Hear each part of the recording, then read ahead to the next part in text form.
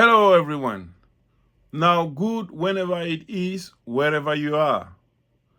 Now, towards the end of last month, the president of Burkina Faso, His Excellency President Ibrahim Traore, and some civil society members signed a decree banning political parties. Now, some media outlets thought it was an outrageous decision.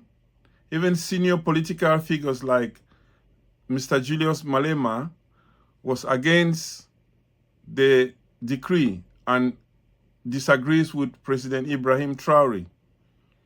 Now, let's be honest. Anyone who comes from most of these structurally poor African countries will tell you political parties do not build roads. Campaign speeches do not build hospitals. Multipartism has not brought industrialization. So what is it with this multipartism and political parties that African countries are so obsessed about and that African politicians are obsessed about? So I personally come from a country that has over 100 political parties. 100. Yet roads are broken. There are no hospitals. Electricity is almost non-existent. During presidential elections, political parties actually stoke ethnic divisions and tensions that almost always leads to loss of life. So there is nothing positive about multipartism and political parties and democracy in itself in most of these structurally poor countries. When people are poor, they don't vote for political ideologies. They vote for survival. So poverty guides political behavior. Poverty directs political behavior and not any kind of ideology or the common interest. Now, I thought I look at this decision from an academic and a factual standpoint. Most multi-party systems in Africa were imposed on most of these African countries during the 80s and the 90s as pretext and as condition for International Monetary Fund loaning or lending them money. Most of these countries have been in this political system for 4 decades and more. Has there been any change in terms of the quality of life of most sub-Saharan citizens? Now, I wanted to stay in the premise of how multipartism was brought and presented to Africa. Multipartism was sold as a tool for development, for industrialization, something that would improve the quality of life of African countries. But since the 90s that most African countries adopted multipartism, we are still only contributing 2% of the world manufacturing output. So nothing has changed. In fact, in most cases, it's gotten worse. One main reason, I think, is our economies were fundamentally an extractive economy when multipartism was brought to most of these countries.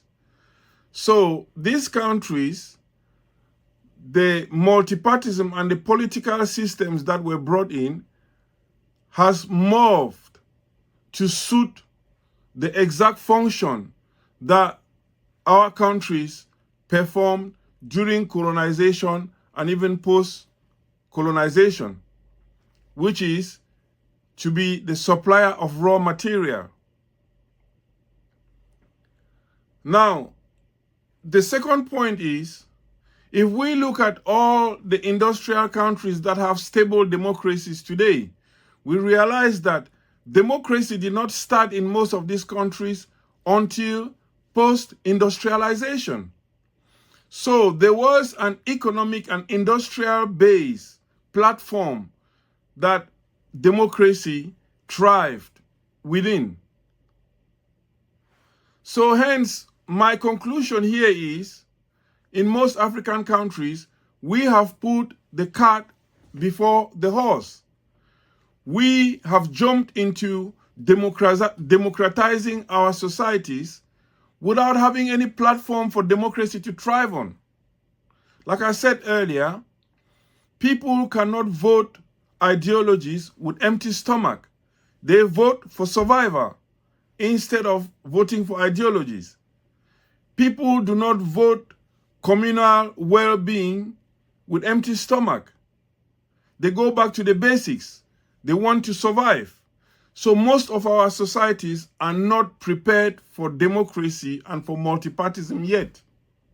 We have not created the platform for democracy and multipartyism to thrive within. Let's look at history, for example.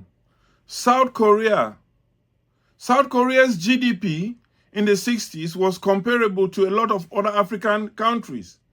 So what did they do? They industrialized their country first. They built roads, built infrastructure, and then liberal democracy came later. If we look at countries like Taiwan, the same thing. Taiwan had martial law till 1987. During this period, the country industrialized, the public infrastructure grew stronger, they built the country first, and then democratized it. Even Europe, the same thing.